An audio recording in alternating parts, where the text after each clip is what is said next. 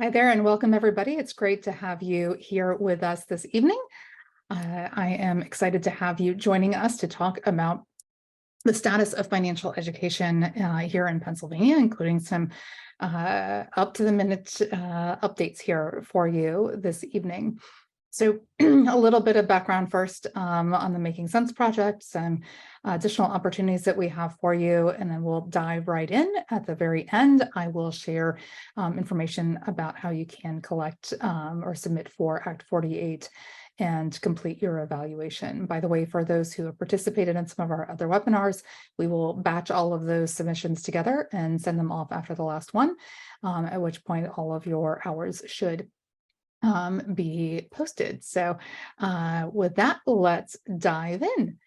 So if you don't mind, take a second and select to everyone over in the chat and introduce yourself, name, where you're from, what you teach. It's always helpful to me if you share what county you're in. It's a little bit easier for me with 67 counties versus 500 school districts, but it's great to know who's in the virtual room with us here.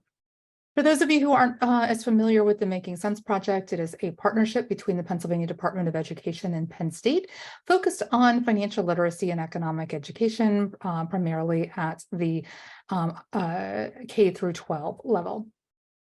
These webinars that we do focus on sort of one of these three pillars, if you will: enhancing content knowledge, highlighting financial literacy resources, and sharing professional information. We are definitely focusing on that third pillar with professional information this evening. We also have a great virtual workshop going, and some of you on here are involved in that as well right now. This is a completely asynchronous opportunity to share and see what others are sharing in terms of resources. Everything that you share gives you credit towards Act 48.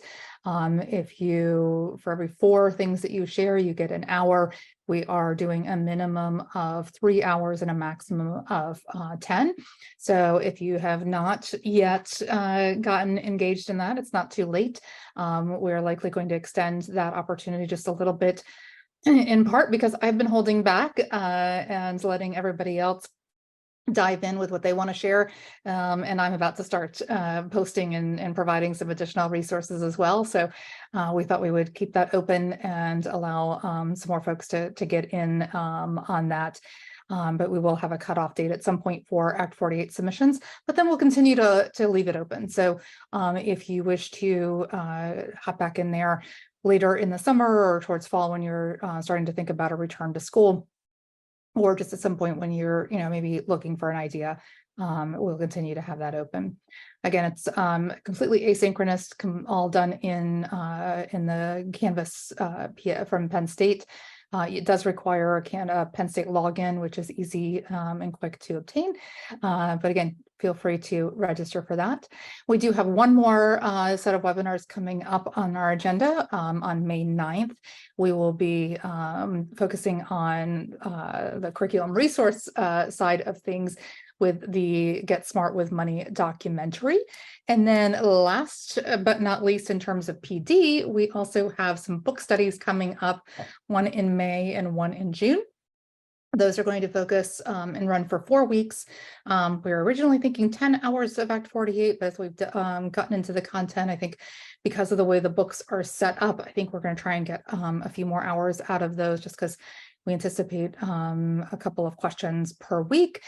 So the way those happen, again, in Canvas, but we run a 4-week schedule. So we try and discuss the first section of the book the first week, and then second, third, and fourth, and so on for 4 weeks.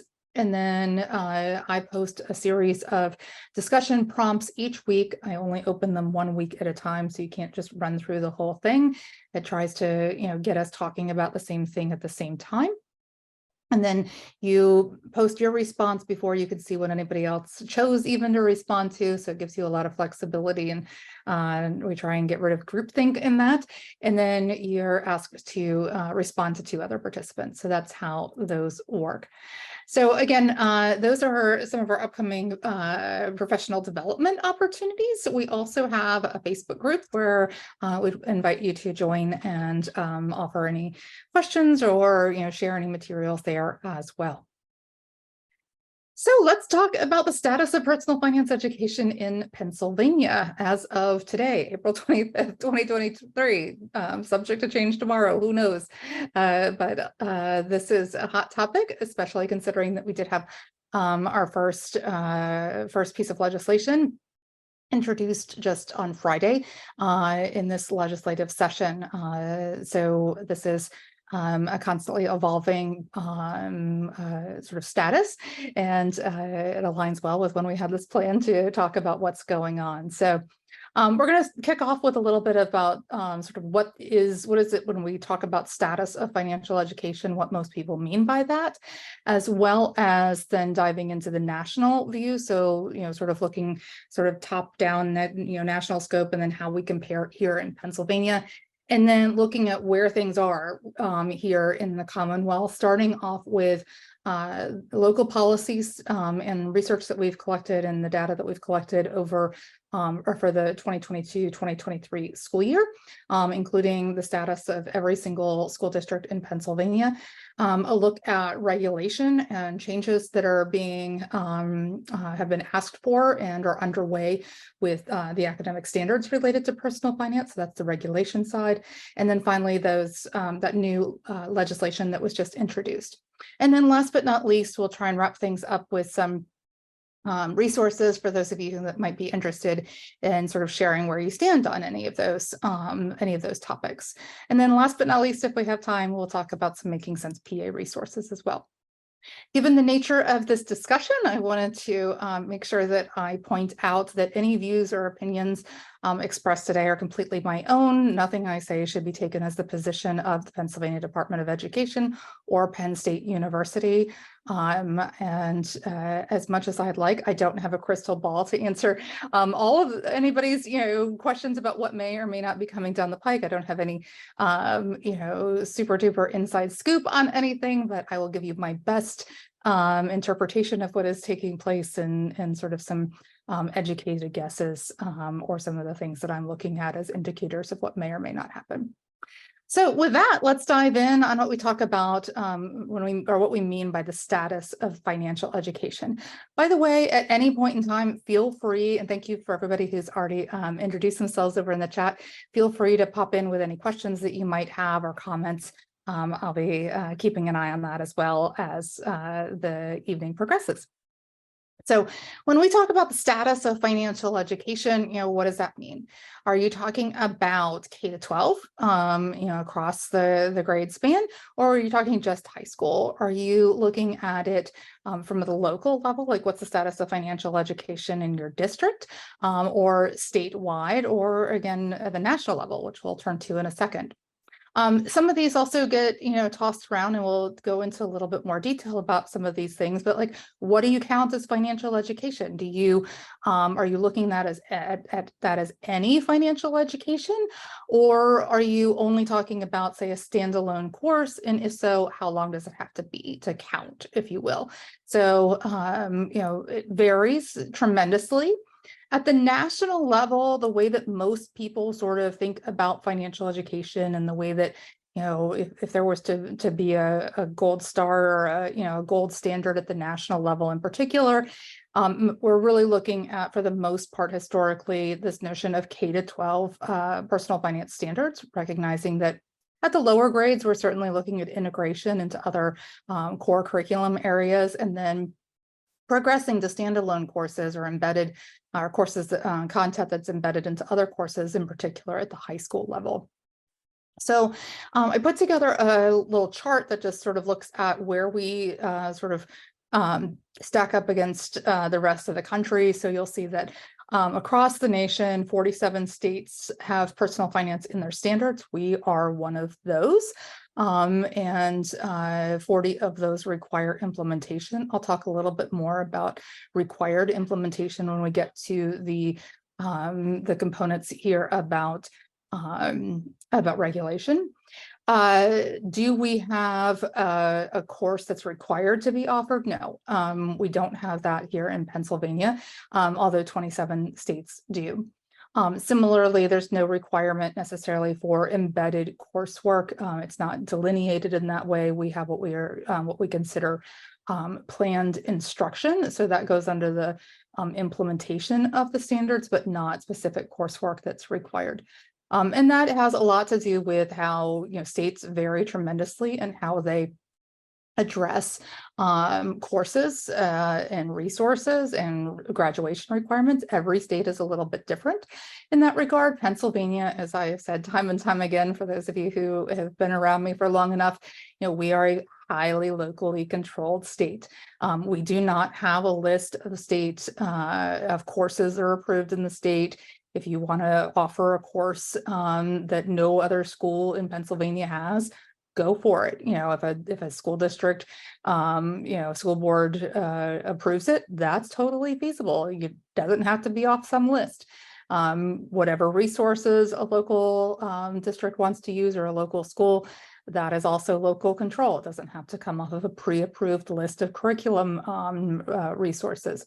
Similarly, high school students here in Pennsylvania are one of 3 states that don't have statewide or state-controlled graduation requirements in terms of, say, for example, how many credits worth of English or math or social studies or foreign language or PE or any of those are required. As I said, one of 3 states where that's the case.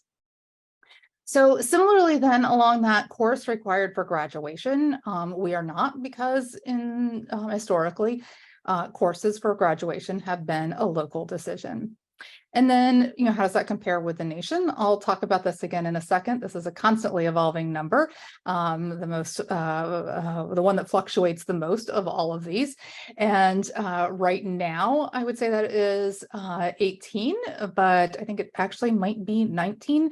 And we'll see if some of the other websites that track that catch up here in a couple of days. And I'll mention that again here in a minute as well. So when we look at sort of, there's a variety of organizations that track these types of things and have their fingers on the national pulse all the time.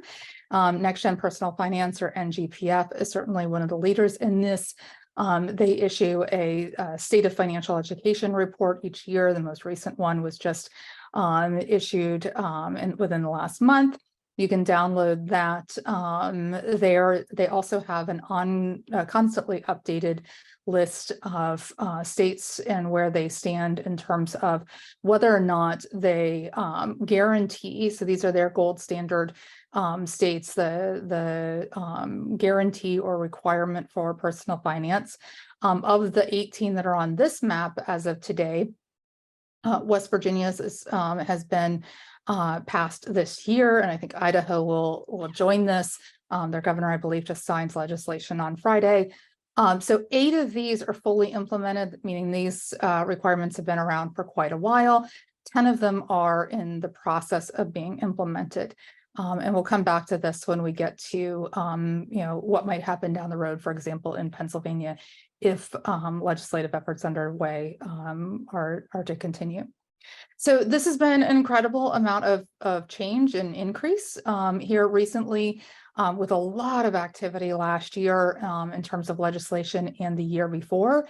So you notice here, this comes from that report that I showed you a few minutes ago that was just issued, and already that number is out of date, right? So, this is, again, a constantly changing target or, data point.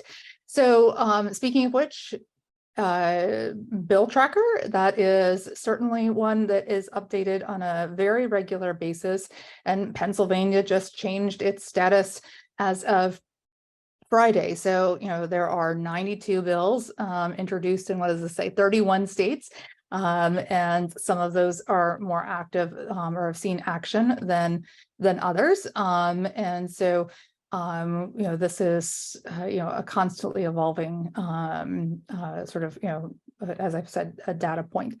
So this resource, this NGPF bill tracker, is a great place to keep track of where things are, not only in Pennsylvania, but also nationally. So when they look across the country, about 24% of students now have guaranteed access. They are students in those states that are considered that gold standard. Another almost half have access to an elective course. And then we have those 23.4% of students who can access a course of an embedded nature. In other words, maybe there's a family and consumer science course that has a component of that as personal finance, but not the whole thing. That would be in that embedded area. And then last but not least, about 6% of students across the country do not have any access at all to personal finance that can be found in NGPF's research efforts. So again, just going back, say pre-pandemic, there were 6 states that we're now looking at 18 or 19. So, 3 times the number of states in just a few years that have really embraced this notion of financial education. Certainly the pandemic, I think, has had a role in this. Lots of people saw the implications of individuals not having savings, not knowing what to do, when their income dropped, or having a safety net there. So again, some incredible momentum in this area nationally. Another data set is the Council for Economic Education Survey of the States. This is done every 2 years and includes information about not just where it is required or as a course, but also on the standard side. And I didn't show them here, but in addition to the personal finance components of this survey, you can also access information on economics. We know that personal finance and economics are not one and the same, but they are distinct disciplines. And so looking at the standards and courses and what have you in both is also valuable and tracked by the Council for Economic Education, whereas NGPF just looks at personal finance. So again, these are a little bit dated now because this was 2022. This is a biennial report, so we will expect another one about this time next year. So when we look at where does Pennsylvania stack up according to the NGPF data, we have, this discounts or takes out of the equation the states that already have, full guaranteed access. So when you take those states out, the ones that have implemented this, those 8 states, full implementation, the states that are left, Pennsylvania is currently ranked 10th in terms of just looking at the percentage of students that are guaranteed access in Pennsylvania. With then another 63% at that silver. So, the gold being that required course, the silver being having access to an elective course, bronze embedded, and then 2.7 or a little less than 3% not having access at all. So that leads us to where sort of the research we've done and the work that we've done on our end to look at routes to a requirement, and in particular data that we've collected over on this first side of, I kind of refer to it as sort of like this 3-legged stool, right, of education governance here in Pennsylvania. You have local school boards that issue district policies, or in the case of, say, charter schools or public schools, they all have their own set of policies that are issued. And then we have the State Board of Education, which promulgates regulations. So unlike in other cabinet level agencies where the Secretary of Banking and Securities, for example, is the one who promulgates regulations, on the banking side of things. In education, that is left to the State Board of Education as opposed to the Secretary of Education. So a little bit different, and this varies as well from state to state. We have states like Wisconsin, for example, where the Department of Public Instruction is led by a separately elected individual. So again, this varies from state to state. That's how it's done here in Pennsylvania. And like every state across the country, though, we have a state legislature here. We have a House and Senate that pass laws that are related to personal finance. Our legislature works off of a 2-year legislative session. So we just ended a legislative session at the end of December that was that covered 2021 and 2022. And we'll talk about the legislation that was in play and passed the Senate at the end of that period last year. Went to the House and just was sort of an 11th hour kind of thing, and ended up not moving from the House Education Committee. And we knew that legislation was likely going to be introduced by the same senator. This year, there had been a invitation or a memo to sort of a dear colleague memo that was issued looking for co-sponsors, and that was done then on Friday. So we'll get to that at the end. So when we talk about local policies, if you've never seen this this map, that's all 500 school districts here in Pennsylvania.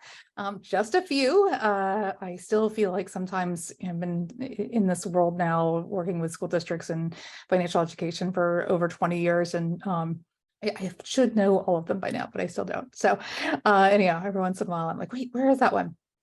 So when we look at and collect information on the various course offerings in each of those 500 school districts, what we did was we looked for and went district to district, trying to identify a program of study or course selection guide or course catalog, whatever you want to call it. We were able to find that for many school districts, but not all. We did collaborate a bit with the folks that were doing the research on behalf of NGPF as well. And we're able to get them information on many more districts than they've had access to in the past. So their data on Pennsylvania is probably the best it's been, and since they've been doing that work. But once we got that information, and in some cases we had to call and email and follow up, but we managed to get it for all 500. And then we categorized that. We looked at every single, looked for every single possible course that we could identify and read their course descriptions and their names, and said, which of these do we think meets the criteria of being personal finance? And when we saw those courses, then we coded them and decided, which of these buckets did they fall into? So looking initially at sort of the scope. So is this a course that is 100% personal finance or pretty close to it? Or is it personal finance is part of it? So maybe a family and consumer science course, or in some cases, economics courses, if we can tell from the subject or from the course description that there was a fair amount of personal finance there. Some of the courses, these are a bit subjective, but was a financial algebra course. So for example, we're seeing a few more of those. When they're written such that we are looking at teaching personal finance as the main thrust of that course, then we counted that as such. And then we look at the access in particular. So is this a required course, or is this an elective course? Is every student taking it, or only those who choose? Now, I will say that, again, there's a level of subjectivity to this. We did read through when we were going through and find that, in some cases, say, for example, students that were attending an area vocational technical school or what have you, doing another program somewhere else may not have been subject to the same graduation requirements. And so in those cases, we still consider it a required course because it is required of all of those students that are fulfilling the standard graduation requirement within that district. So again, a little bit of room for interpretation, but we try to apply it the same across all of the schools. So and to try and be fair to everybody. And then what about the course duration? How long is it? And so again, this is where some of that subjectivity comes in. So say, for example, you had a course that is one half meets for an entire year, and half of it is economics, half of it is personal finance. Then we considered that a course that was a semester or more in personal finance. So, it just sort of varies in where we are. And then, obviously there are some courses that are only, say, a quarter of a credit. Maybe they are a 9 weeks course, or they're offered on, certain days of maybe of a 6-day cycle, all sorts of different permutations and combinations. So when we did that, that gave us, we looked at sort of the best course, what put the best foot forward for each district. Some districts had a lot of different courses, and this is what our maps looked like. So my question for you is, if you were to look at this and had to guess, let's take the dark teal. What do you think dark teal represents? Any guesses from anyone willing to brave a response in the chat with that one? So I'm going to go ahead and give away the answer. The differentiation here is that the green all represent courses that are required. And so the dark green are those that are a semester or longer. The light green are courses that are less than a semester, so maybe a marking period. So those are standalone required courses. Then we look at the electives. So all the ones in blue, dark blue, are those that have an elective course of a semester or longer. Light blue have some less than a semester, also an elective. And then last but not least are our embedded courses. So we have embedded and required courses and embedded and elective courses. And then last but not least, these 2 school districts that don't have any course at all. And we confirmed those with the administrators there in the school to make sure that we were reporting that accurately. And last but not least, there are 5 school districts that don't have a high school. Those are the ones this one's the only big one, but there are a few others in there that are really tiny and small, where their high school students, say, for example, in Wilkinsburg, go to Pittsburgh for high school. So this was our coding system. We then, if you overlay the numbers, you can see that almost 100 school districts require a course in personal finance of a semester or longer. Another 57 are less than a semester. And then we look at the electives with 262 and 44, 20 in that required embedded course. So that might be, for example, a required course in family and consumer science. And then the elective embedded courses and no course at all. So when we break that down, if we were to look at that from a percentage standpoint, if this was the whole, we've got, this chunk or this over here in the green, certainly a solid more than half in the blue. Those that do not have access to a standalone personal finance course are certainly much smaller. So here it is as a pie chart. Again, certainly better than we've ever seen before, the times that we've tried to capture this information. And I think that from a policy standpoint, perhaps as the legislation moves forward, there are a lot fewer school districts. 20% of school districts can say, go ahead, pass that legislation, it won't have any impact on us, right? In theory. Some would say, okay, so we're going to have to lengthen the course that we already teach. We'll see what that does to our master schedule or what have you. We have about 60% of schools that would have to go from an elective to a required course, which, depending on how many students currently take that elective, that'll make a big difference. If they have a course that, they already have a bunch of sections because, while it's not required, a lot of the kids love it and take it, less of an impact. If they only have one teacher that teaches it one section a year, that would be a bigger impact. So again, this data, shows us again that there is an incredible amount of variation across the state. If you want to dive in and look at this information for yourself, we have put this together in using ArcGIS through Penn State to look at the map, so you can dive in.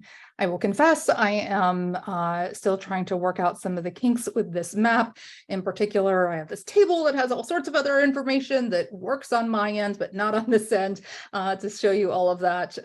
Ideally, when I get those kinks worked out, I will be able to you'll be able to go in and look at, the name of the course description, the link of where we found that information, et cetera. But for right now, what you can see is the name of the school district and the code that we've given to it. We will not be collecting this information for next year. This is a huge, significant lift on our part, so we don't do that every year. It is something, though, that if there are changes or updates, we would very much love to hear that information and get that added to the information that we do track. So again, this is all available on the website. You can zoom in and zoom out and maneuver around that as if it was like a Google map, say, for example. So when and I'm going to shoot out a link here to this to everybody as well. So we have, and I saw somebody commented about that their course is an elective currently, a lot of debate about making it a requirement. And so one of the things that I'm curious to see is if districts start seeing these, this legislation moving, maybe some that have been on the fence for a while may say, hey, let's get ahead of this. Ahead of this. If it's coming down the pike anyways, maybe we should just go ahead and start, working towards that. That's one approach. Others, we know that some districts, when something is coming down the pike, don't care. They're going to go kicking and screaming. Who knows? But it'll be interesting to see how things progress. But if your district has been on the fence, certainly sharing some of this information, especially around the legislation and the standards updates, certainly wouldn't hurt, especially if that's something that you have long been advocating for.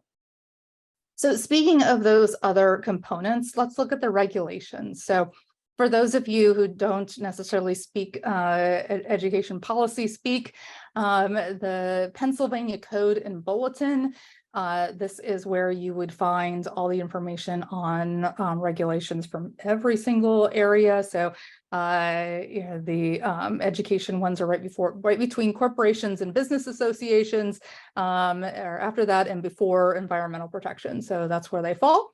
So anytime that you see Title 22, that refers to education in the Pennsylvania Code or regulation. I'll get to some of the confusion about names in a few minutes, but in all of these chapters, really most of it that applies to personal finances in Chapter 4. So we're going to take these one at a time, but around the purpose of public education, Chapter 4 includes particular areas or subject areas that are that public schools are required to provide instruction on. And so we see these aligned to the academic standards. And so social studies with economics there, career education and work, and family and consumer science are all listed as being required in terms of instruction that is offered here in Pennsylvania. When we talk about the academic standards, these then align to those previous areas. And so there have been standards that have been issued in all of those various areas. And those then are required to have planned instruction around those. So we see, for example, in Chapter 4, economics, family and consumer science, and career education and work. Well, where's the BCIT or business ed standards, right? So a lot of people, reference those standards, and yes, we have standards in business ed, and we'll see those in just a second. What you would find is if you look at these, you'll see that the FCS and the others, those three, all include information about how they are incorporated into the PA code, Chapter 4.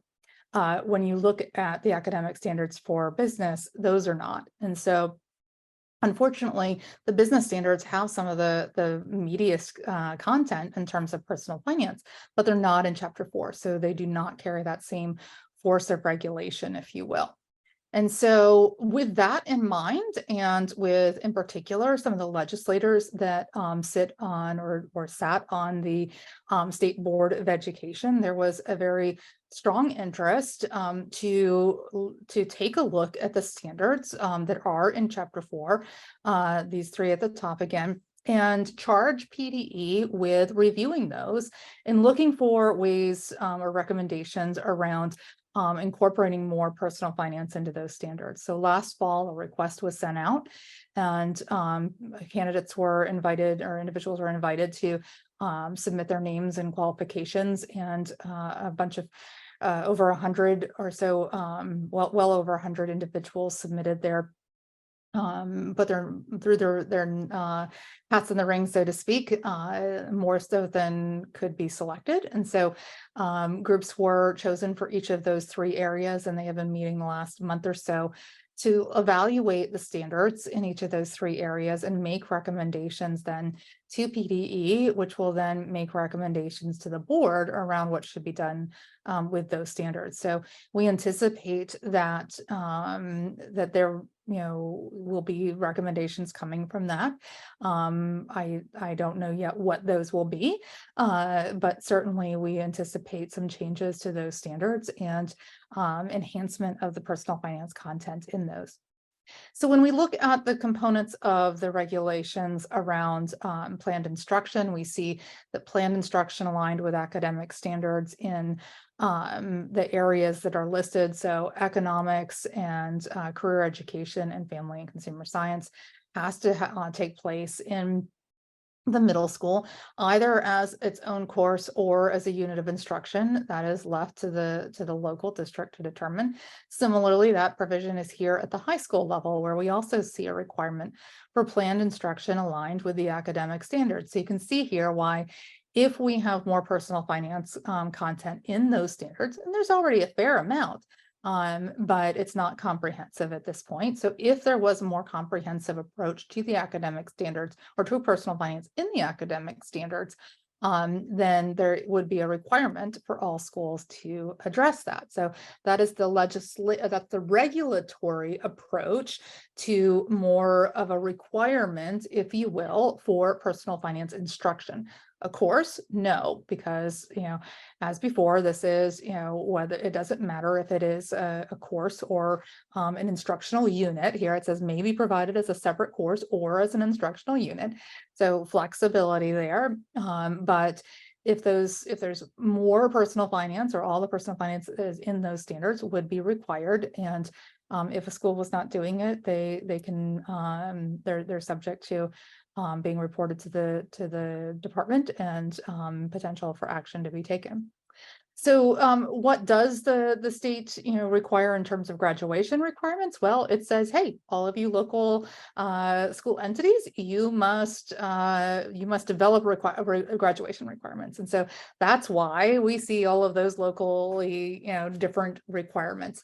And then in addition to that, so that, that's what drives this map, right? So that's why all of them are a little bit different. We do see, and you notice if you spend a few minutes sort of looking at this, like there are definitely clusters, and sort of like expansion of green, right? So one district decides that it's going to be a requirement, and then maybe a neighboring district, and then another neighboring district. So we do see some of this, sort of geographic spread, if you will, and some of that is even sort of been seen at the national level when some researchers have looked at that.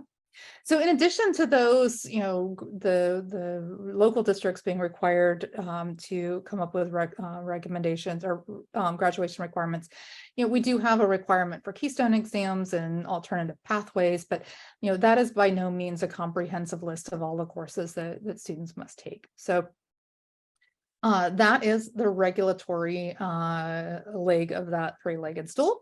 Let's take a look now at the legislature and the laws. So this is where I said there's some naming issues, and if you're ever questioning when you see something cited, that 22 in education is the PA code, which is regulation.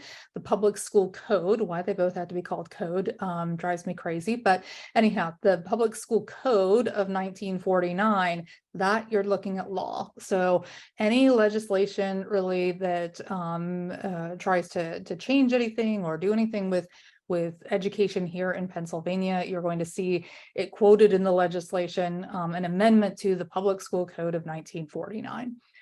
So when we look here, there have been 3 laws that have been passed within about the past 10, 15 years here that focus on financial education. And so this requirement of PDE to focus on financial education and provide resources and information, that's 1551.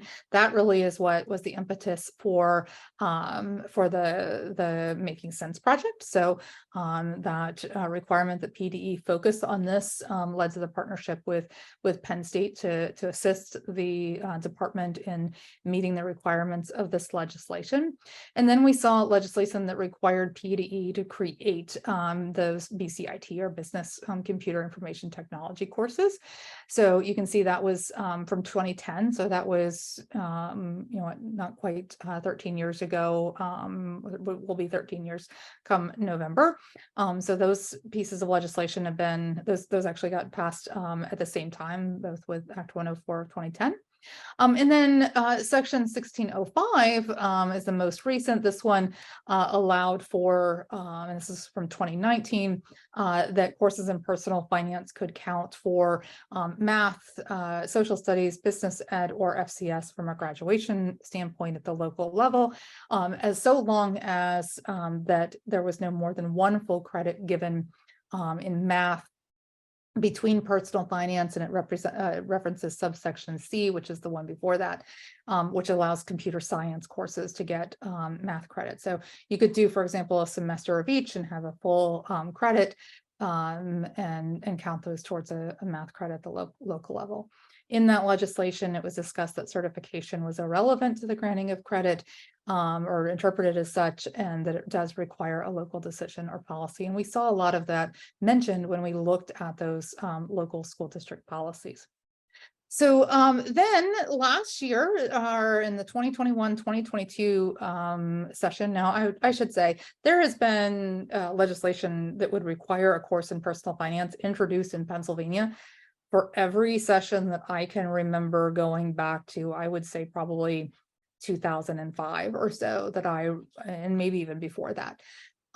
This one last year was the first time that one had really moved. And so, we saw that, that uptick in legislation across the country. There's been bills introduced in almost every state for decades now, but we were seeing movement on them. And so last year's bill was 1243, introduced by Senator Gebhardt, had just a smidge of bipartisan support. It was it did pass the House, or excuse me, passed the Senate, and then went to over to the House Education Committee again at the 11th hour, but there really wasn't time to act on it. So there was indication that Senator Gebhardt would be introducing new legislation. It is different, and in particular, they've taken the term economics out of it and focusing completely on personal financial literacy.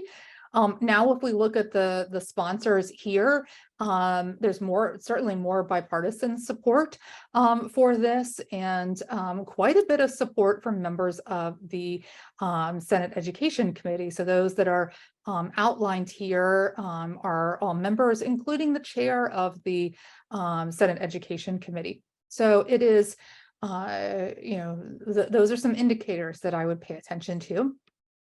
Some of the things that it will do is require the department to update the model curriculum, that the board will need to revisit the standards. And then here's the important one, right? The one we've all been waiting for, that beginning with the 2025-2026 school year, and in each school year thereafter, a school entity or non-public school shall provide, right? And shall is like will, a mandatory course in personal financial literacy with a value of at least 1/2 credit or half of a full credit. Students shall be required to complete the course once during grade 9, 10, 11, or 12. So there's some important parts here, right? Mandatory course in personal finance. This does not say mandatory course in personal finance and economics. This is just straight up personal finance. This is to be required of students to complete it. The must be a half credit or a full or half of a full credit. It has to be in high school. It is to go into effect with the 2025-2026 school year. I am not a policy expert, but my interpretation of this as a layperson is looking at that as class of 2026 or this year's freshmen. So in theory, then anybody who is a freshman this year then would need to have taken and passed that course by the 2025-2026 school year in order to meet the requirements of this legislation. So that's an on-ramp, but not a long one for school districts. My own daughter is a freshman in that class, so interestingly enough. And this piece is a school entity or non-public school. So this isn't just public schools that we're talking about. This is public and non-public, which is pretty incredible. So this just sort of recaps what we just talked about. These are the important points of that. PDE would also have to update the model curriculum, and it calls for clarification of certification requirements to include at least these 4 certification areas, and then the continual update of the standards. For anybody who is interested in getting sort of up to the minute updates, I would encourage you to visit the legislatures or the dedicated website for this bill. This is, if you sign in, if you go to that little yellow in the mail icon there, you can request email updates that will send you an email anytime that something happens with this bill. If you don't already have one, will need to get a login for pa.gov in order to do that, but it's a pretty quick process. You can also then look at the history and find out how individual legislators voted, et cetera, as this potentially moves forward. Speaking of moving forward, I mentioned that Senator Argall is as a sponsor, and it was introduced on Friday and is already on the calendar to be considered coming up on a week from today. So within 10 days of being introduced, it is going to be considered in committee. That tells me that it's moving. At least that's what my tea leaves say. And so, will this legislation pass? Well, I have no idea. I don't actually have a crystal ball, but if I were to look for signs of indicators that that this will progress at the very least, I would look and say, does it have bipartisan support? Yes, it checks that box. Is there leadership support? Yes, the chair of the Senate Education Committee is a sponsor. Has it moved out of off of the just referred to education list? Yes, it's already done that. It's already going to be considered. There are lots of bills that are introduced and are referred to committee and never go anywhere. They never see the light of day in committee. This one is going up within 10 days.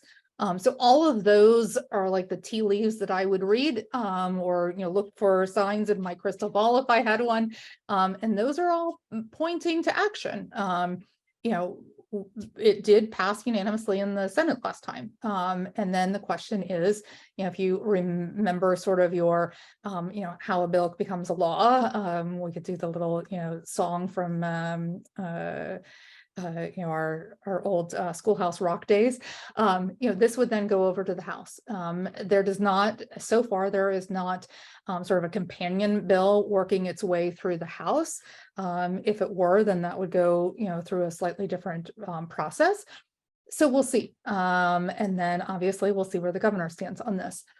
So that's sort of where things are right now. So I wanted to leave you, because I know lots of you who are involved, sort of have thoughts and opinions from some of the comments I'm seeing. I think they're all everyone that I'm seeing on here sharing their thoughts is that you're all for this.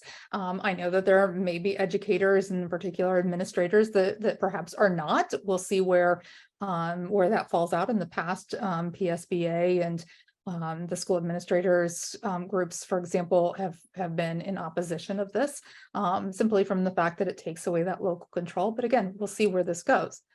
If you would care to share your stance on some of those, if anybody on here attended one of our Governors Institutes from years ago, we sort of, use this 5-question model for change. Who needs to change? What needs to change? Who can change it? What do they need to hear?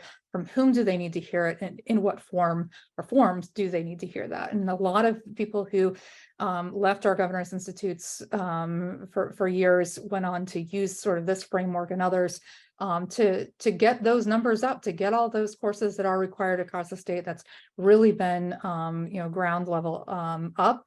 And so when we apply that to this particular situation, looking at, do you personally support or oppose this effort and why? What would your students say, both current and former, about this? Maybe they have some thoughts. And where does your school or district administration stand on this issue? It would be important to know if you are aligned or not, and consider what you may or may not do as a result of that. Who can change it? At this point, this is in the hands of the Senate. Finding out where they, finding out who is your state senator, where do they stand on this bill, and why? Are they on the Senate Education Committee, where this is going to be, sort of the very first, opportunity for folks to weigh in on it? And then certainly, what about your representative in the House? And then also, I know a lot of teachers think both, in terms of where they teach and if it's somewhere different from where they live, sort of looking at things maybe from two sides of things, whether that's a state senator or a state representative that may be different. So speaking of that, you can always locate your legislators online, put in your address, find your local state rep and state senator, and find out their contact information. What might they need to hear? Your school's current or future course offerings, say, we think you should know that our school is already doing this, and, we think it's important, and this is why we did this. Or, we only offer it as an embedded course, and this would take a really big lift to see happen. Letting them know what the situation there is in your district. What student feedback do you have? What have your students said about this course?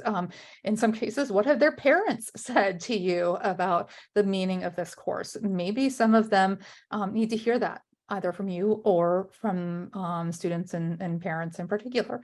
Have they had changes in knowledge, behavior, attitudes? They might benefit from hearing that, there's a lot of curriculum out there, that what you're doing, that if you were told that you had to teach everybody this, that you would love to do it and, could do it with ease. I don't know. The impact of a change, that's, sort of goes back to what we talked about before. Or in general, your just thoughts on the benefits of financial education overall.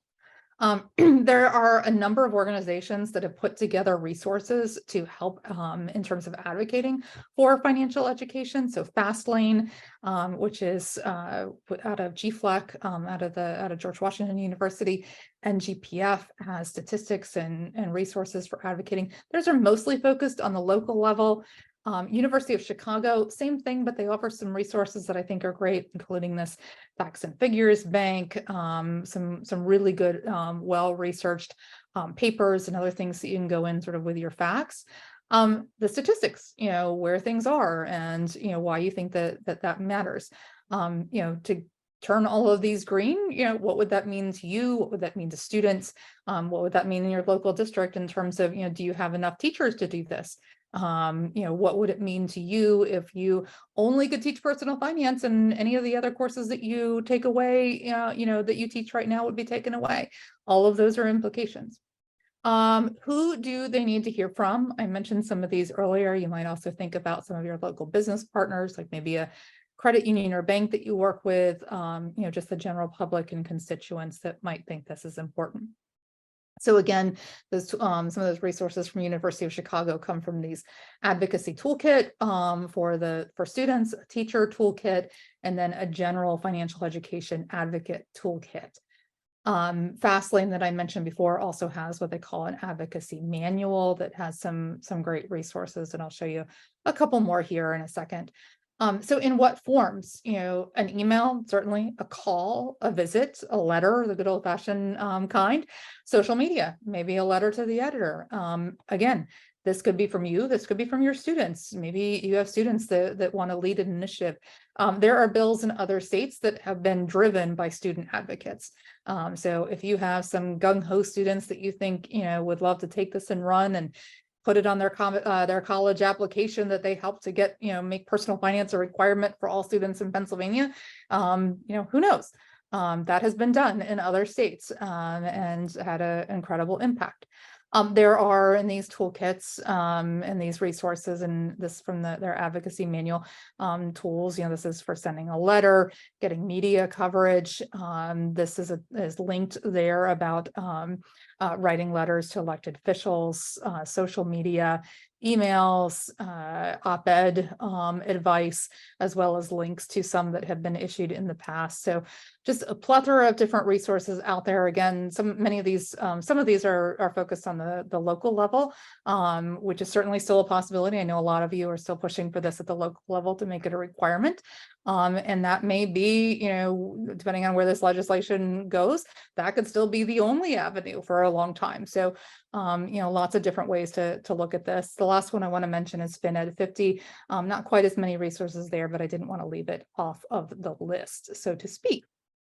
So that was a lot to share with you in a fairly short amount of time.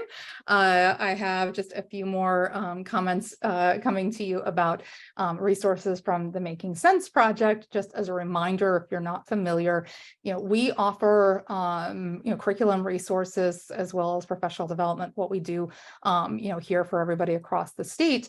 But we can also do things that are customized and specific to you and your needs. We have an instructional framework that lays out what personal finance, could or should look like. It is completely optional in terms of a model for this, as well as big ideas, and includes big ideas, essential questions, etc.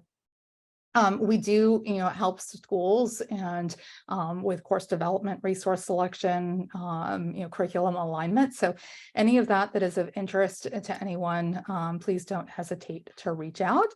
Most of you, I think, have my contact information, but just in case not, it is Hilary at makingsensepa.org. And so that we are pushing our time limit. I have just another minute or two left, but I'd be happy to take any questions in the chat and continue this conversation for a few minutes, but otherwise we will go ahead and move to our wrap up. So that is the status of personal finance education here in Pennsylvania. And again, as of today, all things subject to change. So we shall see where things go from here. Again, I wish I had a crystal ball. Unfortunately, I do not. But we will see what happens, and I'll certainly be following along very, very closely. So again, some webinars coming up, as I mentioned before, the last one's on May 9th. We have our ongoing virtual workshop that we would love to have you involved in if you haven't already. And last but not least, again, those 2 book studies coming up. I don't think I mentioned it before, but we will send copies, and we have been sending copies already to those who registered and got their Penn State IDs. If you registered and you haven't seen an email from admin at makingsensepa.org, that's from our student assistant there, intern there page. If you we think some of those are going to spam, but most people have gotten us their Penn State IDs. But if you haven't gotten a book yet, it's probably because we still need your ID to get you into Canvas. So we're almost to that 50 books. If you are a practicing teacher, we will send you a copy of these books. So go ahead and get on that. And thank you so much for being here. I know this is exciting news for a lot of you and those of us who've been working in financial education for a very long time. It is for me as well, and I can't wait to see what happens with it. Certainly, many of you have been drivers of this at the local level, and I don't think that this type of legislation could even be considered without the momentum that we've seen at the local level with school districts implementing graduation requirements and starting to offer standalone courses at a rate that makes this feasible, quite frankly. So thank you for all that you do, for all that you've been doing.